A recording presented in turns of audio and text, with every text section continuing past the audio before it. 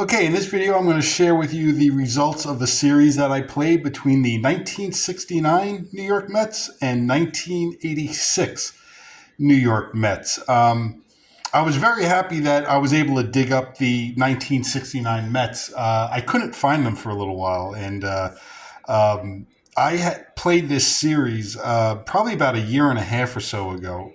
This was actually the first series that I played after purchasing the 1960s Diamond Gem set.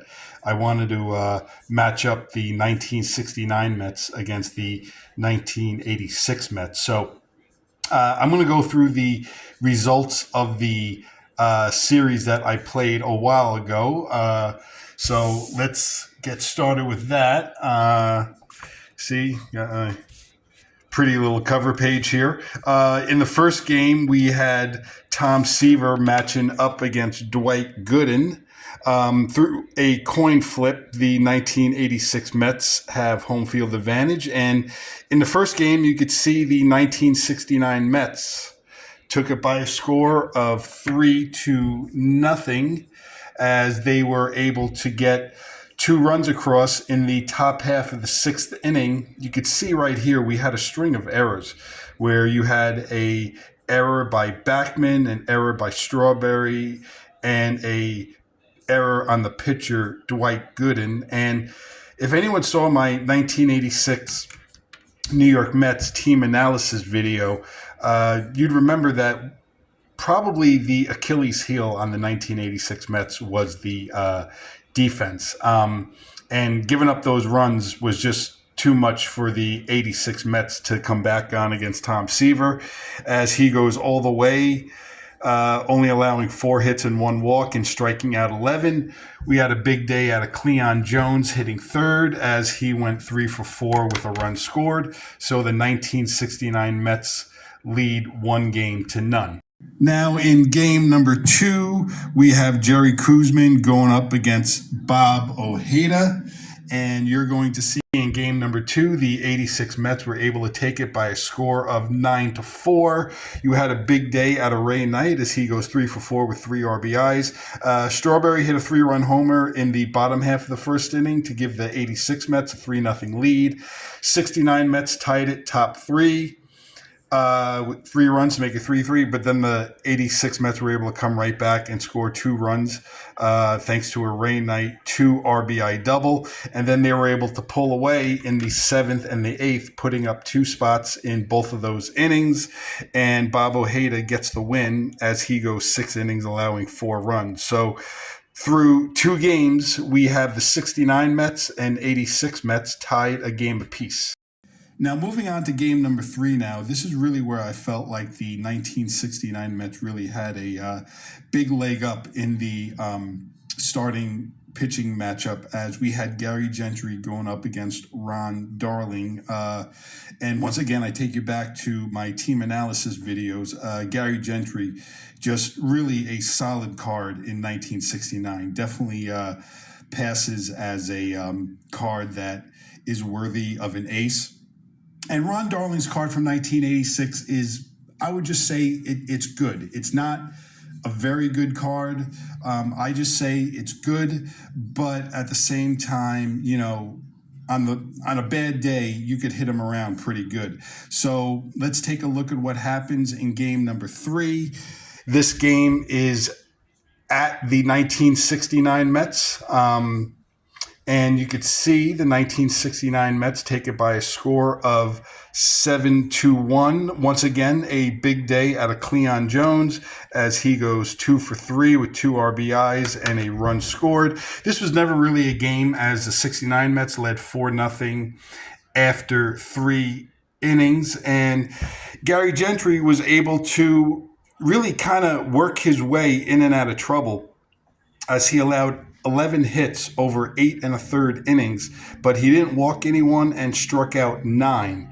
So the 1969 Mets lead the 1986 Mets 2-1. Now, as we turn the page over to game number 4, I decided to do for the 1986 Mets I felt like this was a game that the 1986 Mets absolutely had to have, so I bring Dwight Gooden back on 3 days rest. And I did the same with the 1969 Mets, bringing Tom Seaver back on 3 days rest.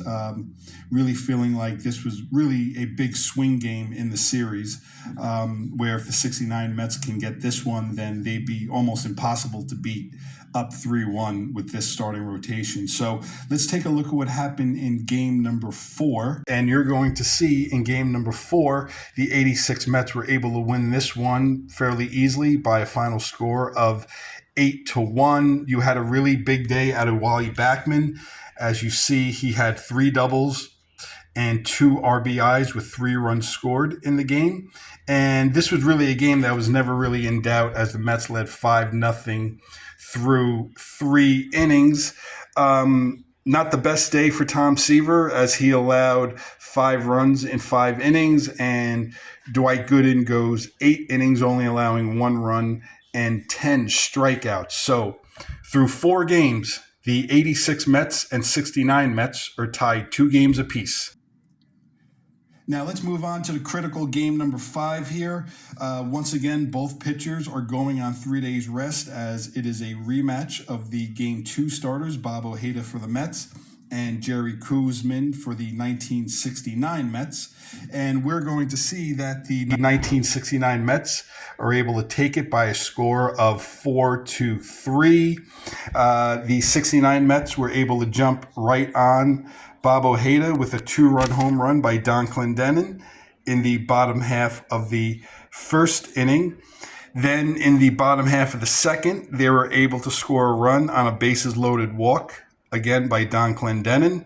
The Mets were able to get those runs back.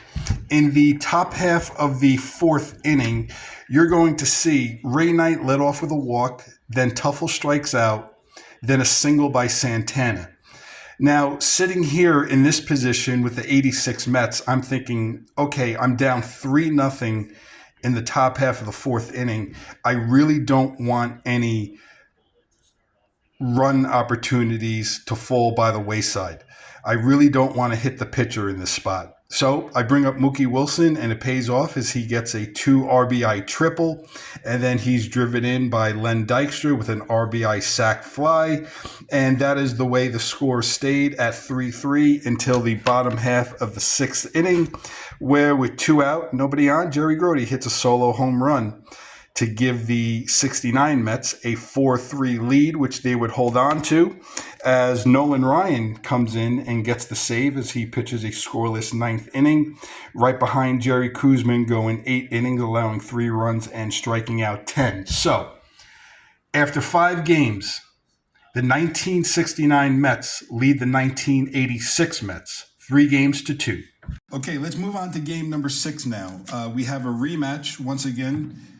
Pitchers throwing on 3 days rest, Gary Gentry for the 69 Mets, Ron Darling for the 86 Mets. 86 Mets have to have this game as they're down 3-2. And you're going to see in this game, it was tied going into the bottom half of the 8th inning. And the 86 Mets were able to get 3 runs across where with 2 outs and nobody on, we have a walk by Carter, a single by Strawberry, and a 3-run home run by Ray Knight off of Tug McGraw. And the 86 Mets were able to get a strong outing by Ron Darling as he goes 7 innings, only allowing 2 runs. Jesse Orosco gets the win out of the pen as he goes 2 innings. So we go to a game 7 between the 69 Mets and 1986 Mets. Okay, so we move on to game number 7 now, and for the 3rd time in the series, we have Tom Seaver going up against Dwight Gooden. So we're going to take a look at game number 7, and you're going to see that the 1969 Mets are going to defeat the 1986 Mets in game number 7, 7-3. Now, you're going to see in the top half of the 3rd inning, Art Shamsky hits a 2-run home run to put the 69 Mets up 2-1. And that's the way the score stayed until the 7th inning, where with 2 outs and nobody on, we have a walk by Tommy Agee, and then an RBI double by Ed Kranepool. So the 69 Mets are up 3-1 after 6.5. And then in the top half of the 8th inning, that's when the 69 Mets were able to pull away. We go single by Garrett, single by Boswell, RBI single by Harrelson, and an RBI double by Jerry Grote. Leave Seaver in the game. He strikes out. 2 RBI single by Tommy Agee. So the 1969 Mets lead 7-1 after 7.5. These Mets made it kind of interesting when they scored 2 runs in the bottom half of the 8th inning. Santana led off making out. Then we had a Mazzilli single, a Dykstra RBI triple, and then an error put Wally Backman on first base, but Hernandez and Carter made out. Tom Seaver, even though he's in his point of weakness at this point, just decided to just ride him the entire game, and also pretty much did the same thing with Dwight Gooden. Just felt like he was just the best option to have on the mound, and maybe I did leave Gooden in a little bit too long in that top half of the 8th inning. Again, I played this series a really, really long time ago, so I don't remember how many of these hits were actually hit off of Dwight Gooden's card. But as you could see, Tom Seaver goes all the way, only allowing 2 earned runs and striking out 10. So the 1969 Mets defeat the 1986 Mets 4-3. Say another thing about them. They're sticking with us. We've got them from the babies up. As soon as the kid can talk, he starts to say Metsy, Metsy, not Papa, not Mama, Metsy, Metsy, Metsy. So that's what they are. They're now singing the kids Metsy, Metsy, Metsy. See, when they want food and everything. So the babies are even started. We got them from 4 years on. We got them from 10 years on, 15 years on, 18 years on. And we got them in a group. They have their own groups that come out here. It'd be just like you're giving a banquet at our ball games. Each group comes out with their own group, and it's been spellbound. And, of course, we've drawn over 1 million people who could do that. But just the amazing Mets. And then they have that effeminate appeal, too, the Mets have. Our players, you know, look into the stand and have a graceful walk when they go up to the plate. And when they come back, if they get a home run, they know they come in there and everybody bows to them and pats them on the back. So it'd be great to be a Met, and it'd be great to have the fans, if we can get up in the race, so they'll be supported for their wonderful sport. And I want to thank the broadcasters, the writers, and the photographers. They've done the biggest job that's ever been done to help bring the club forward. Now it's up to the players and the manager to get the team better so that we at least repay the money we've taken from the fans in New York City.